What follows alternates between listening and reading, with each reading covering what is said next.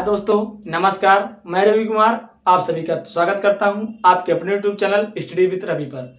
आइए हम आज अपने सेशन की ओर चलेंगे जिसका नाम है विशिष्ट प्रतिरोध तथा प्रतिरोध।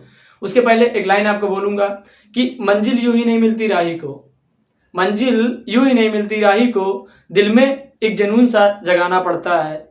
जब पूछा गया चिड़िया से घोंसला कैसे बनता है, बोली तिनका तिनका उठाना पड़ता है। आज हम लेकर आए हैं साइंस का वो टॉपिक जो कि एग्जाम के अकॉर्डिंग बहुत इंपॉर्टेंट है और नॉलेज के लिए भी आपके लिए बहुत इंपॉर्टेंट है।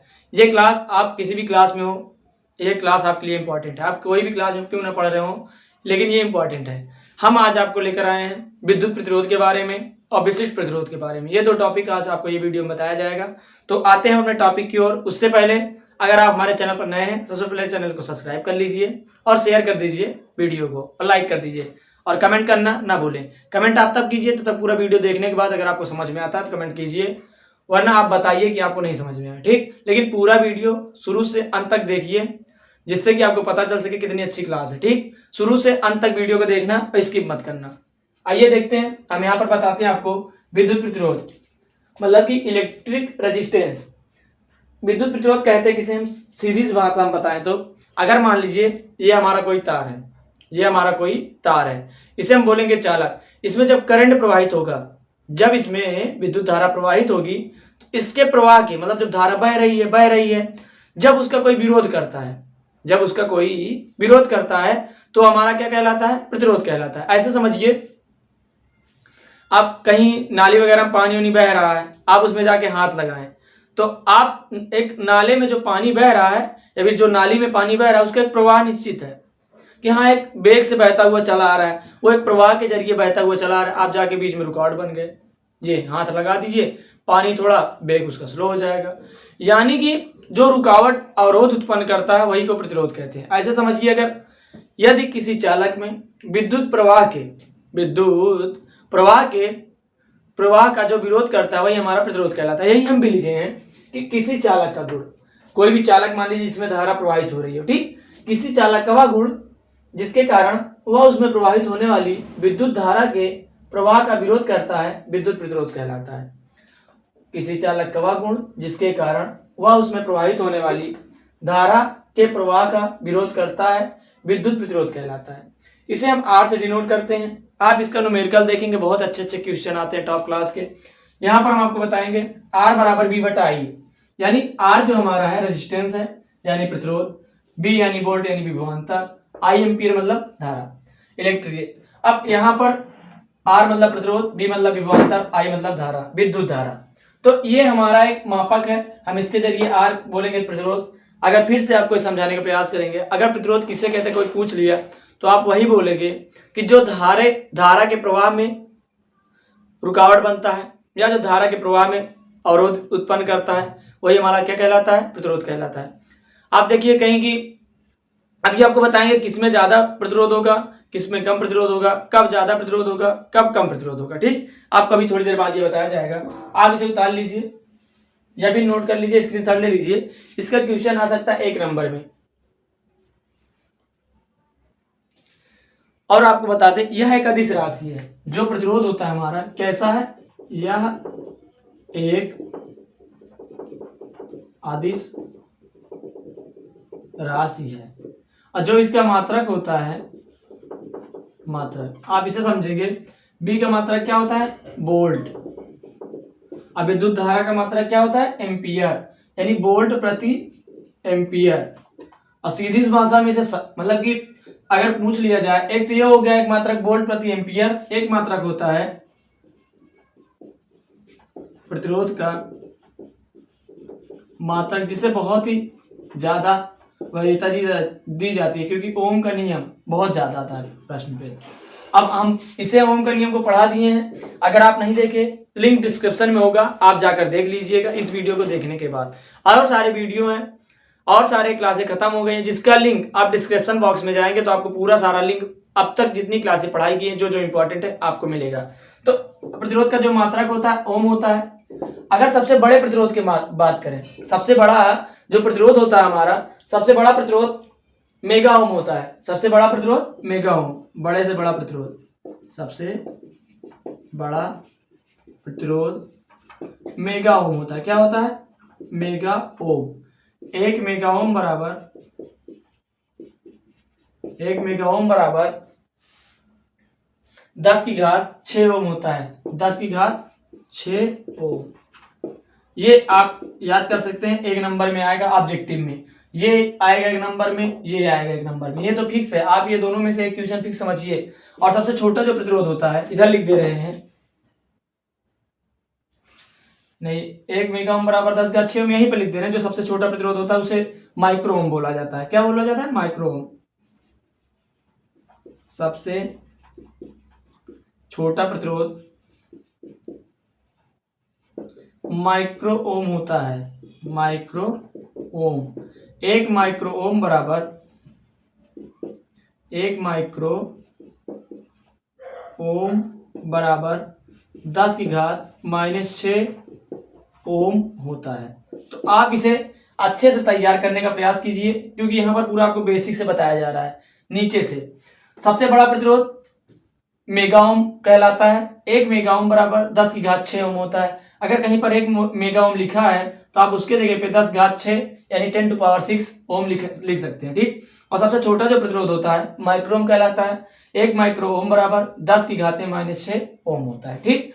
इसे लिखने के बाद हम आपको ये बताएंगे कि जो विद्युत प्रतिरोध होता है वो चालक के किन किन कारकों पर निर्भर करता है। मतलब कि अगर उसका एरिया बढ़ा दिया जाए, या फिर उस तार को लंबा कर दिया जाए, उस तार को चौड़ा कर दिया जाए, उस तार को ज़्यादा गर्म कर दिया जाए, तो किन किन बातों पर निर्भर करेगा हमारा प्रतिरोध। मोस्ट इंपॉर्टेंट टॉपिक जो 2 नंबर देकर जाएगा। तो पहले आप इसे लिख लीजिए, उसके बाद या फिर स्क्रीनशॉट ले लीजिए, बाद में लिख लीजिएगा। अब आपको बताएंगे इसके बाद जो इसके प्रतिरोध के चालक हैं किन किन बातों पर निर्भर करते हैं, किन किन कारकों पर निर्भर करते हैं। इसे उतार लीजिए, इरेज कर। अब यहाँ पर हम आपको ये बताएंगे कि जो विद्युत प्रतिरोध होता है हमारा इलेक्ट्रिसिटी रेजिस्टेंस निम्न कारक पर निर्भर करता है। आपको क्वेश्चन ऐसे मिलेगा कि जो विद्युत प्रतिरोध होता है चालक के किस कारक पर निर्भर करता है। फिर ऐसे आ सकता है कि वे कारक जिन पर विद्युत प्रतिरोध निर्भर करता है। तो ऐसे समझेंगे हम कि यदि किसी तार, ऐसे समझिए आप कोई तार है, अगर उसकी लंबाई में वृद्धि करेंगे, उसकी लंबाई में यदि किसी चालक तार का प्रतिरोध R है, तो चालक की लंबाई, किसी चालक के तार का प्रतिरोध R, चालक की लंबाई L, चालक की लंबाई L के अनुक्रमानुपाती होता है। अनुक्रमानुपाती होता है, आपको ऐसे लिखना है, होता है। चालक के तार का प्रतिरोध R चालक की लंबाई L का अनुक्रमानुपाती होता है।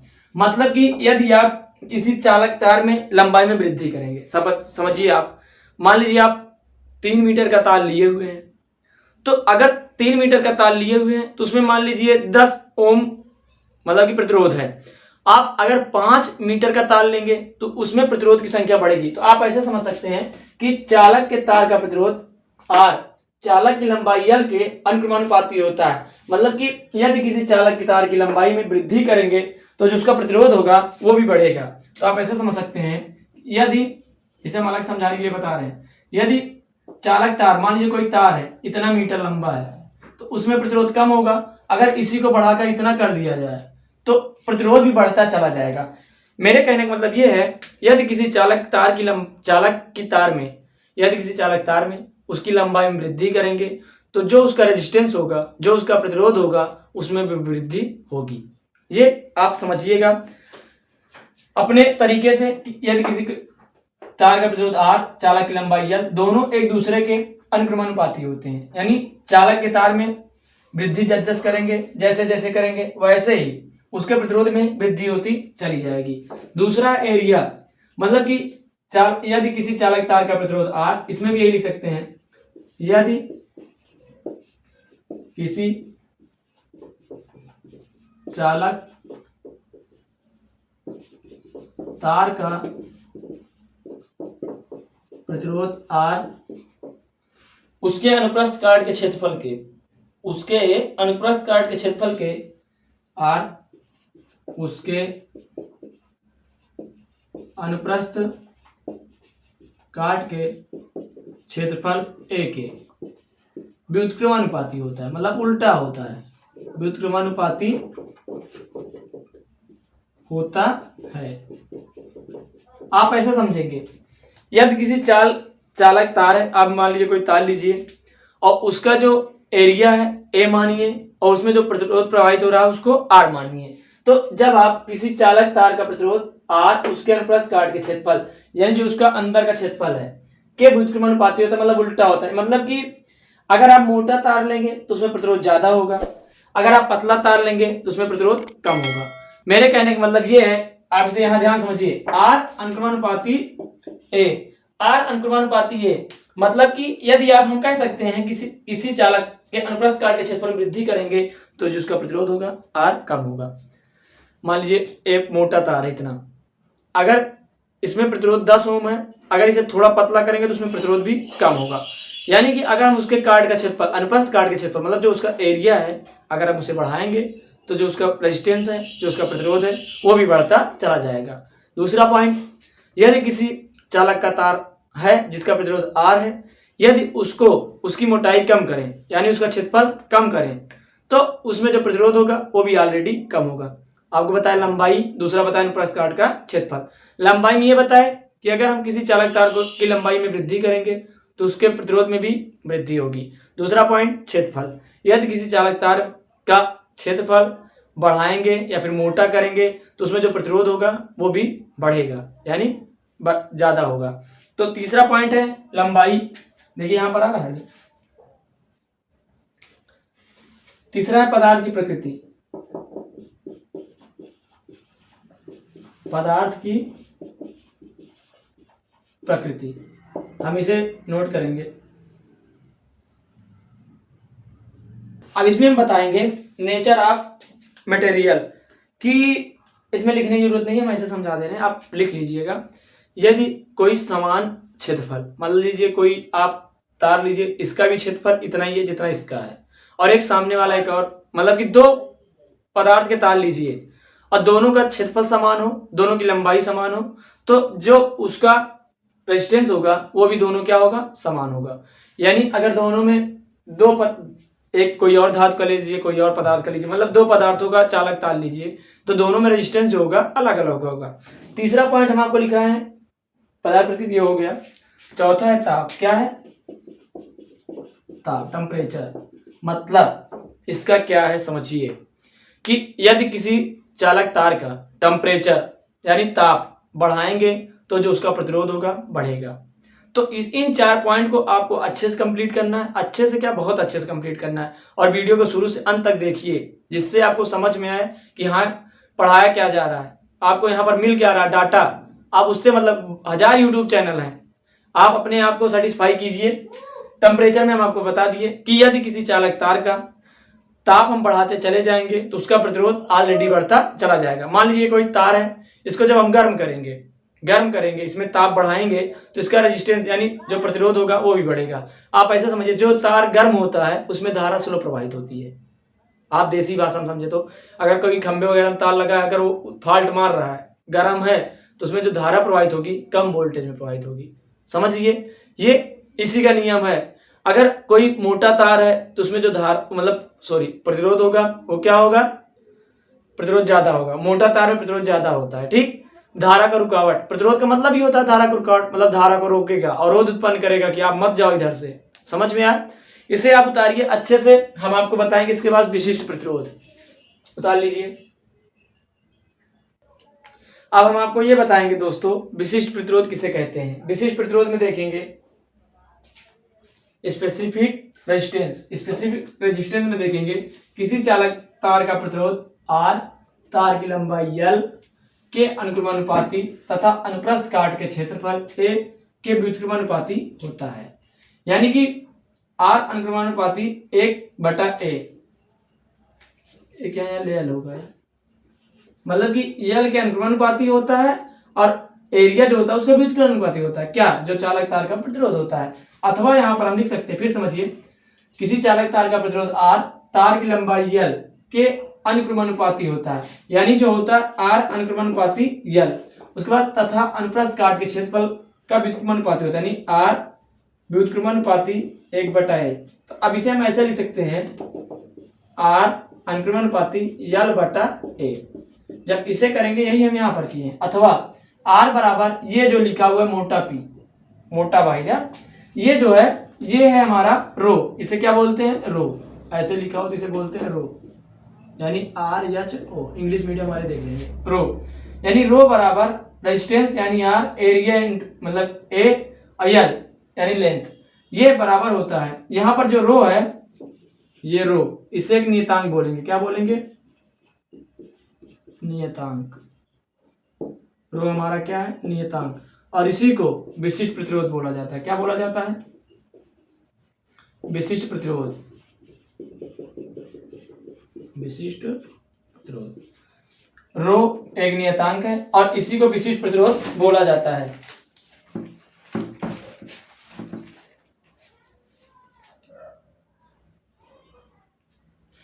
अब इसका जो मान मतलब इसका जो मात्रक होता है विशिष्ट प्रतिरोध का, कहाँ लिखे हैं? जो विशिष्ट प्रतिरोध का मात्रक होता है, इसका मात्रक ये होता है ओम मीटर। ये था आपका विशिष्ट प्रतिरोध। आता है 2 नंबर का आ जाता है कभी कभी, मतलब कि हाँ 2 नंबर का आता है। और इंपॉर्टेंट समझिए आप, क्योंकि 1-2 साल पेपर नहीं हुए, तो जो क्वेश्चन पेपर बनेगा आपकी बार, मेरा जहां तक मानना है क्वेश्चन पेपर थोड़ा इजी रहेगा, टफ नहीं रहेगा। इजी इसलिए रहेगा क्योंकि क्लास सही से चली नहीं है आपकी कोरोना की वजह से, तो पेपर पिछले साल भी नहीं हुआ, प्रमोट कर दिए गए थे। तो अब की बार जो पेपर बनेगा थोड़ा लो लेवल का बनेगा। तो आप लोग अभी से मेहनत चालू कर देंगे ना, तो एक अच्छा रिजल्ट आपके सामने आ सकता है। आप जो आपका आने वाला परिणाम है आप अच्छा बना सकते हैं, आपका रिजल्ट अच्छा बन सकता है, परसेंटेज आपका अच्छा बन सकता है। बशर्ते आपको मेहनत करनी है। बचे हुए दिनों में आपको मेहनत करनी है। जितना ज़्यादा मेहनत कर पाएंगे आपके लिए फायदेमंद होगा। तो डॉक्टर के पास मरीज जाता कब है? जब उसे समस्याएं होती हैं। तो अभी आपको किताबों के पास जाना है क्योंकि समस्याएं आपको हैं, आपको याद नहीं है। तो आप उसे मेहनत करिए, आप उसको जोड़िए अपने साथ, किताबों के साथ जुड़िए और मेहनत करिए। मैं आपको डेली शाम को शॉर्ट वीडियो अपलोड करता हूँ और सुबह बड़ा वाला वीडियो, यानी जो इंपॉर्टेंट होता है आपके लिए। शाम वाला वीडियो देखकर आपके पास जो भी सीरीज होगी, विद्या अवतार, जो भी आप पढ़ रहे होंगे किताब से, आप उसे टिक लगाकर आप उसे कंप्लीट करते चलें। डेली का डेली अगर आप कंप्लीट करेंगे तो आपके लिए फायदेमंद होगा। और एग्जाम, आने वाले एग्जाम में मैं पूरे विश्वास के साथ, मैं पूरे अपने एक्सपीरियंस के साथ आपको बता देना चाहता हूं कि जो हम आपको शॉर्ट वीडियो के जरिए क्वेश्चन बता रहे हैं, अगर वो पेपर में ना आए तब बताना। आप उसे तैयार कीजिए, वो आएगा। अगर 7 पॉइंट लिखाए हैं तो 7 में 4, 3, 5 आएगा, लेकिन आएगा। तो आपको नुकसान नहीं कर देगा वो। आप तैयार करिए और मेहनत करिए, क्योंकि जब तक मेहनत नहीं करेंगे कुछ नहीं होगा। अगर यहाँ पर देखिए, अगर हम इसका जो एरिया है, अगर ए की वैल्यू 1 रख दें और एल की वैल्यू 1 रख दें, तो जो रो होगा हमारा वो R गुणे 1/1, यानी जो रो होगा वो प्रतिरोध के बराबर होगा।